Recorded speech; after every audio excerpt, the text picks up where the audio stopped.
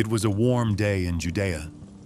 The sun blazed in the sky, and the dust of the courtyard rose lightly as sandals scuffed the ground. Jesus was there, teaching as he often did. Some leaned in close with eager hearts, desperate for every word.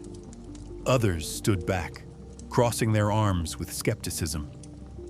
Still others listened, not to learn, but to catch him in a word they could twist against him.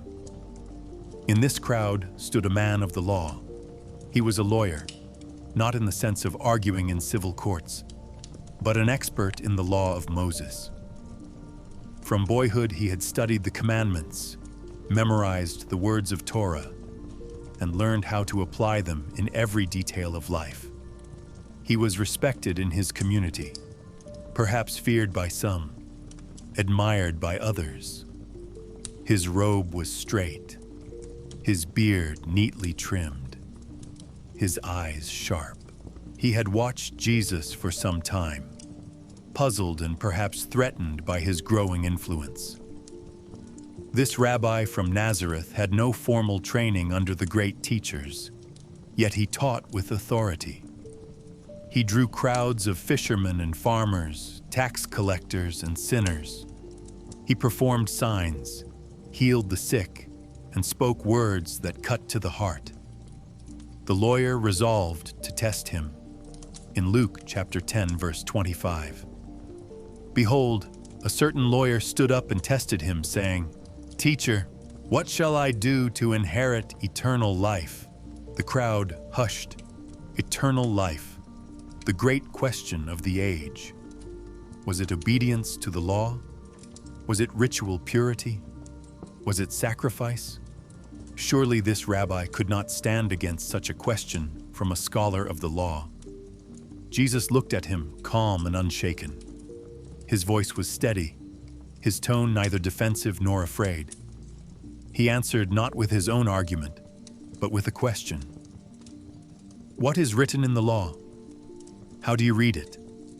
The lawyer straightened, ready. He had asked many students the same kind of question. He quoted the words he knew so well, the foundation of Israel's faith. In Luke chapter 10, verse 27, "You shall love the Lord your God with all your heart, with all your soul, with all your strength, and with all your mind, and your neighbor as yourself." Jesus nodded. His reply was simple and direct. "You have answered correctly. Do this, and you will live." The man felt the weight of those words. Love God with everything. Love your neighbor as yourself. Yes, that was the law. Yes, that was the command. But if it were that simple, why did he feel the need to justify himself? Why did the words seem so impossible to fulfill? His pride bristled. He wanted to narrow the command, to set a boundary that he could keep. In Luke chapter 10, verse 29, "But he, desiring to justify himself, asked Jesus, 'Who is my neighbor?'" The question hung in the air. Who is my neighbor? Is it my fellow Israelite? My fellow Pharisee? Perhaps the righteous proselyte who has taken on our ways? Surely not everyone. Surely not the Samaritans, the Romans, the Gentiles. Surely there must be a line. Jesus looked at him and at the crowd. He answered with a story. In Luke chapter 10, verse 30, Jesus answered, "A certain man was going down from Jerusalem to Jericho, and he fell among robbers, who both stripped him and beat him, and departed, leaving him half dead." The crowd pictured the scene immediately. The road from Jerusalem to Jericho was notorious. It stretched about 17 miles, dropping more than 3,000 feet in elevation.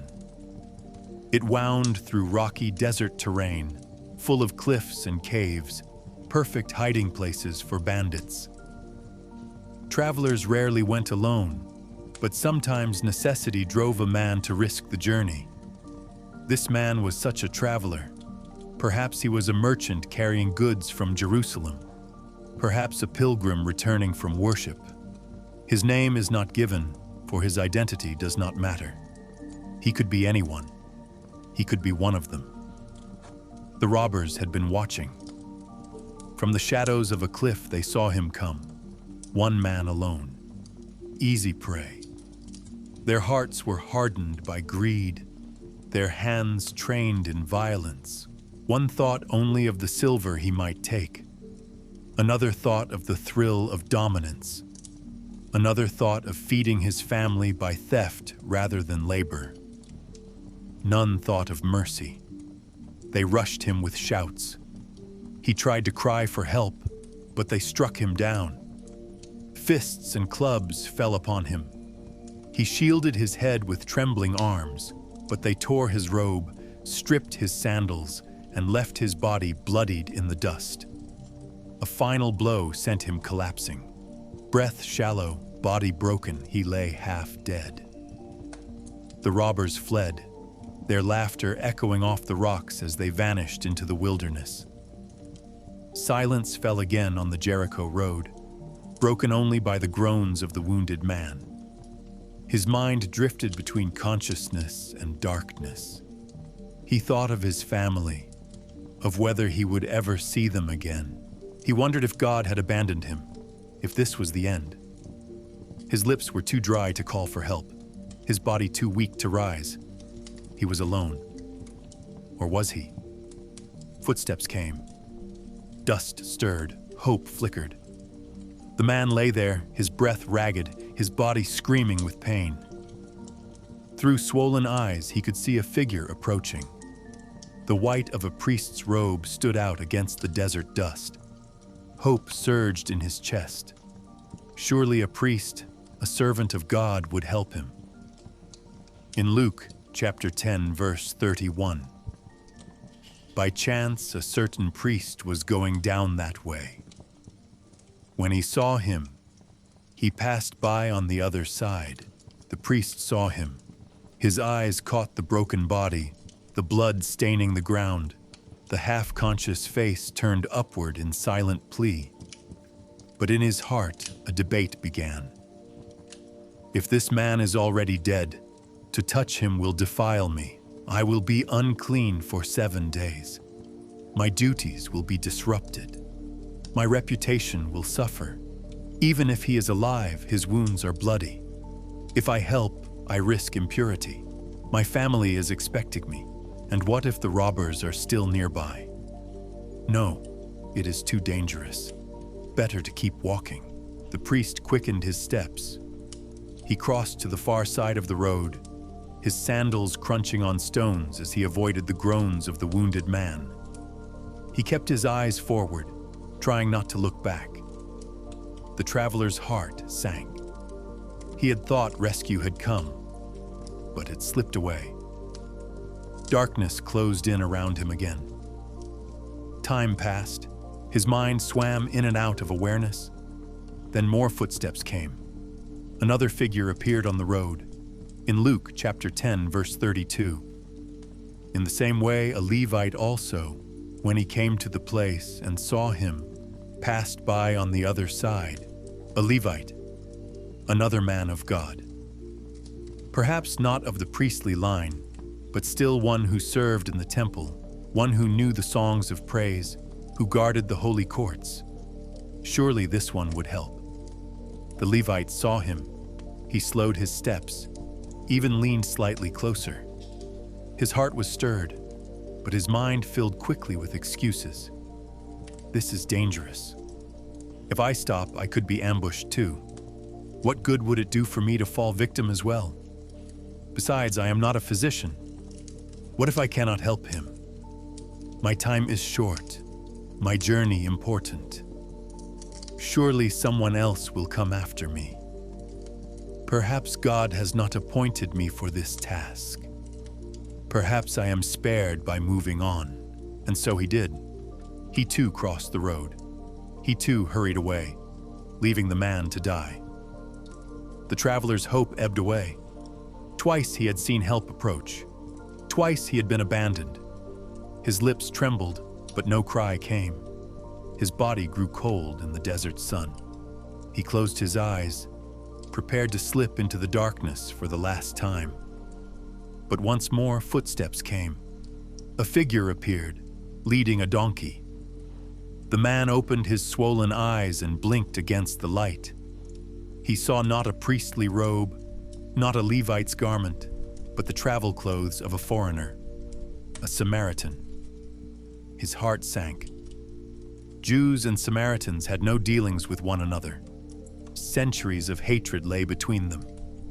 To Jews, Samaritans were heretics, their worship corrupted, their ancestry impure.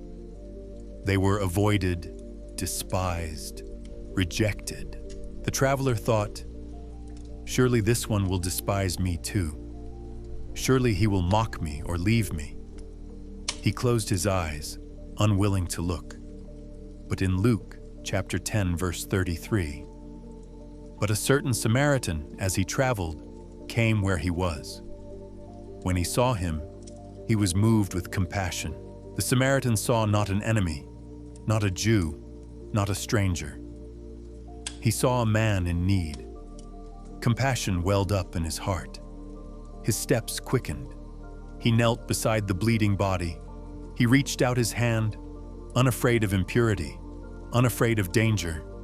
He tore strips of cloth from his own garments to bind the wounds. He poured wine over the cuts, cleansing them, the sting drawing a faint groan from the dying man. He poured oil to soothe the pain. His hands were soon stained with blood, but he did not stop. The wounded man opened his eyes faintly. He saw the Samaritan bending over him, felt the bandages pressed against his skin, tasted water on his parched lips. He thought, "Why? Why would he help me?" But the Samaritan did not ask why. He simply helped. In Luke chapter 10, verse 34, "He came to him and bound up his wounds, pouring on oil and wine. He set him on his own animal and brought him to an inn and took care of him." The Samaritan grunted with effort as he lifted the man onto his donkey. The journey was slow, for he walked beside the animal, steadying the wounded body. Each step kicked up dust. The sun dipped lower in the sky as they trudged on. The Samaritan thought only a Kurmasinkuna place of safety. At last they came to an inn. It was a small roadside shelter, a place where travelers could pay for food and lodging. The innkeeper looked suspiciously at the Samaritan bringing in a half-dead man. "What trouble have you brought to my door?" his eyes seemed to say. But the Samaritan was undeterred. He carried the man inside. He found a place to lay him down. He cleaned his wounds again, changed his bandages, gave him food and drink. All through the night, he checked on him, rising from his own rest to ensure the man still breathed. When morning came, the Samaritan knew he had to continue his own journey, but he would not abandon the man. In Luke chapter 10, verse 35, "On the next day, when he departed, he took out 2 denarii and gave them to the host and said to him, 'Take care of him.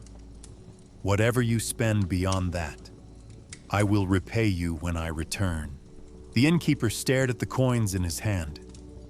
2 denarii, a generous sum, enough for weeks of care.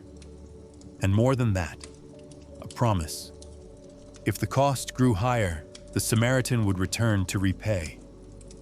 This was not a passing kindness, but a true commitment. The Samaritan looked once more at the man he had saved.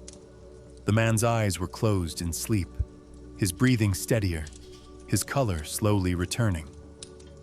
The Samaritan whispered, "You are not alone anymore. Live and be well." Then he turned, mounted his donkey, and went on his way. The Samaritan departed. But the story did not end with his leaving. In the inn, the innkeeper stood by the bed of the injured man, looking at him with mixed feelings.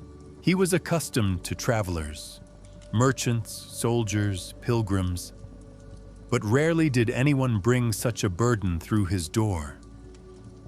Fewer still paid so generously for the care of a stranger.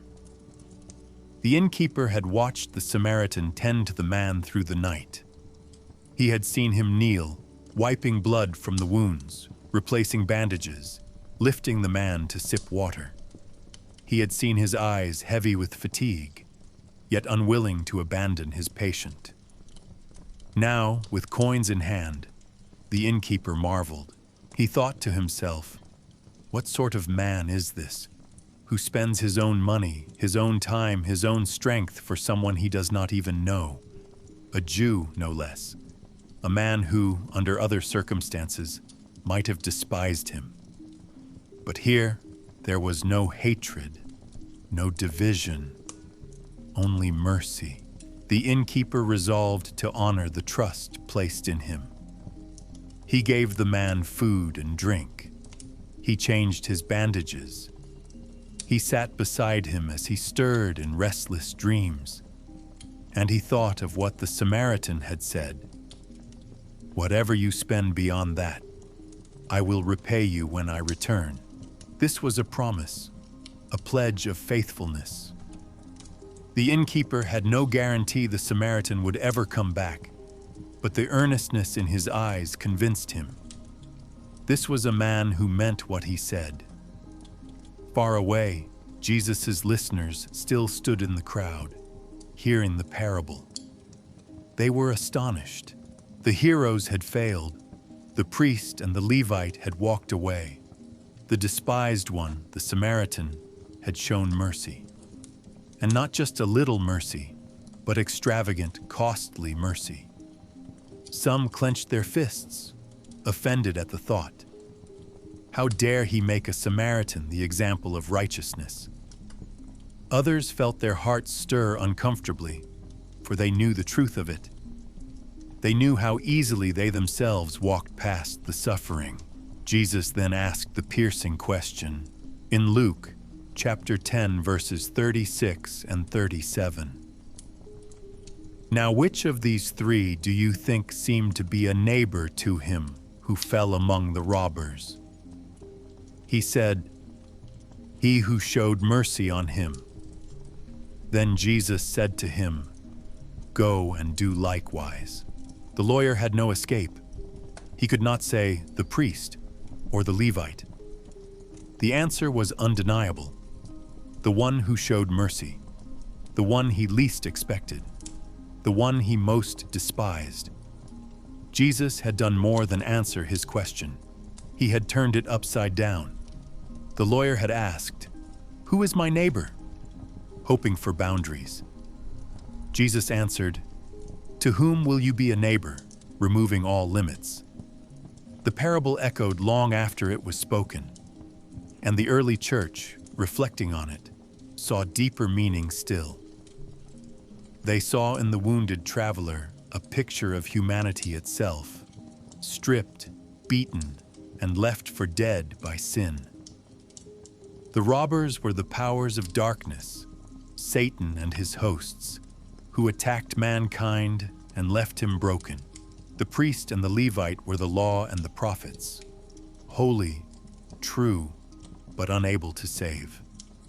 They could diagnose, they could point to God's standards, but they could not heal the wound of sin. But the Samaritan, despised and rejected, was Christ himself. He came not from the priestly line of Jerusalem, nor from the accepted centers of power, but from Nazareth, a place despised. He looked on broken humanity with compassion. He bound up our wounds with his stripes. He poured on oil and wine, the oil of the Spirit, the wine of his blood. He lifted us onto his own shoulders, bearing our burden, carrying us to safety. The inn became the church. where the wounded are brought to be healed. The innkeeper symbolized those entrusted with care. The apostles, pastors, teachers, charged to tend the broken until the master returns. The 2 denarii symbolized the price paid in advance, the provision of grace, the gifts of the Spirit. And the Samaritan's promise, "I will repay you when I return," became the promise of Christ himself. He will come again, bringing his reward with him. In this allegory, the parable became more than a moral tale. It became the gospel itself. Humanity helpless, Christ merciful, the church entrusted with care, and the hope of his return. The oil and wine poured into the wounds spoke deeply to early believers. Oil was a sign of healing and the Spirit. Wine, a sign of cleansing and covenant. Together they pointed to the sacraments, to baptism and communion, to the means by which God heals and restores his people. The burden carried by the Samaritan pointed to the cross. As the Samaritan lifted the broken man, so Christ lifted the weight of our sin. As the Samaritan paid the price in advance, so Christ paid our debt in full. As the Samaritan promised to return, so Christ promised his second coming. The crowd that day did not yet see the fullness of this, but after his death and resurrection, the disciples remembered his words, and the parable shone with new light. For the early church, the message was clear. Mercy is the mark of a true neighbor. Mercy is the reflection of Christ. To follow him is to go and do likewise. The parable did not remain in the first century. Its truth stretched across generations, leaping over centuries, cultures, and lands. Each age has walked its own Jericho road. Each age has known its robbers, its wounded, its priests, its Levites, and, thank God, its Samaritans. The road from Jerusalem to Jericho runs today through city streets where the homeless sleep under bridges. It runs through refugee camps where families huddle in tents, stripped of home and country by war. It runs through hospitals where patients lie alone, forgotten by families too busy or estranged to visit. It runs through schools where children are bullied, through workplaces where some are excluded because of race, gender, or faith. Every generation faces the same choice. Will we cross to the other side, or will we stop? Consider the priest of today. He may be the person who sees suffering but thinks, "This is not my responsibility. I am too busy with my ministry, my career, my life." He may walk by, preserving his schedule but losing his soul in the process. Consider the Levite of today. He may be the one who feels pity but lets fear win. He says, "What if I get involved and it costs me? What if I say something wrong? What if others think poorly of me?" So he too crosses the road. And consider the Samaritan of today. He may be the nurse who stays an extra hour after her shift to comfort a patient. He may be the teacher who buys food for a hungry child. He may be the neighbor who crosses racial or political divides to lend a hand. He may be the stranger who steps into danger to defend someone vulnerable. He may be you. The parable calls us out of indifference and into action. It confronts prejudice, dismantles excuses, and demands that mercy override every boundary. Modern examples abound. When hurricanes strike, some flee while others drive in with trucks full of supplies, binding up wounds and restoring hope. When refugees arrive at foreign shores, some turn them away, but others open their homes, teaching them language, sharing food, helping them start anew. When racism rears its head, some stay silent, but others step forward, standing with those who suffer. These are the Samaritans of our time. But the parable also warns us, we are often more like the priest and Levite than we wish to admit. How many times have we seen someone in need and thought, I don't have time. I might get hurt. Someone else will help. How many times have we crossed the road of convenience, leaving another behind? Jesus' command was not optional. He did not say, it would be nice if you did likewise. He said, go and do likewise. Mercy is not a suggestion for the follower of Christ. It is a command, a way of life, the visible sign of God's love in us. Theological symbolism deepens the call. If Christ is the Good Samaritan and we are the wounded traveler, then our first response must be gratitude. We were helpless, left for dead in our sin, and He came to us. He poured His Spirit into our wounds, bore our burden, carried us to safety, and paid our debt in full.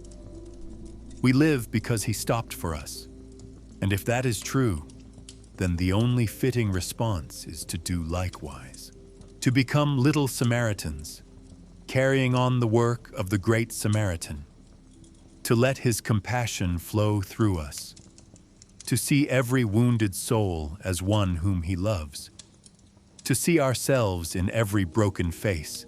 Imagine if the church lived this way consistently. Imagine if every believer treated the refugee, the addict, the outcast, the enemy with the same compassion Christ showed. The world would see not just words, but love in action. The gospel would not only be preached, but embodied. There are obstacles, of course. Fear whispers, it's too dangerous. Pride whispers, they don't deserve it. Selfishness whispers, you don't have time. But the Spirit of Christ whispers louder, go and do likewise. The parable also invites personal reflection. Who is lying wounded on the road before you? Perhaps it is not a literal stranger, but a friend whose smile hides deep pain. Perhaps it is a spouse longing for tenderness. Perhaps it is a child craving attention. Perhaps it is a co-worker overwhelmed by burdens no one else sees. Perhaps it is a neighbor from another culture, another faith, another worldview, waiting for a simple act of kindness.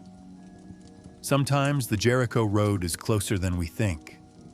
Sometimes it is in our own homes, our own churches, our own workplaces, and sometimes it stretches across the world, calling us to care for those we may never meet in person. The early church understood this.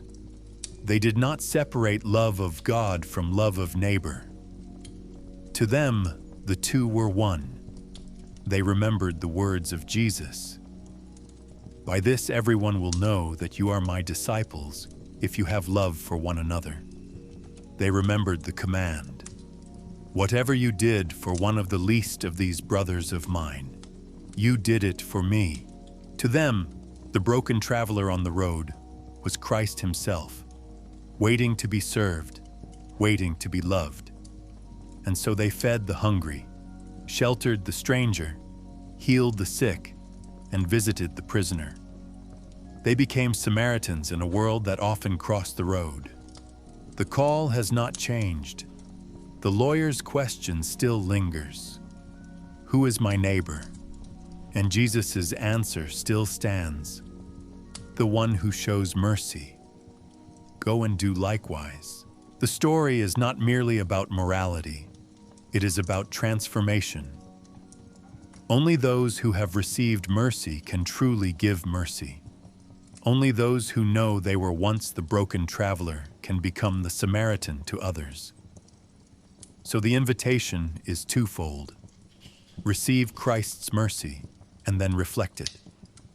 Let Him bind your wounds, forgive your sins, lift you up, and then go eyes open, heart ready to bind the wounds of others.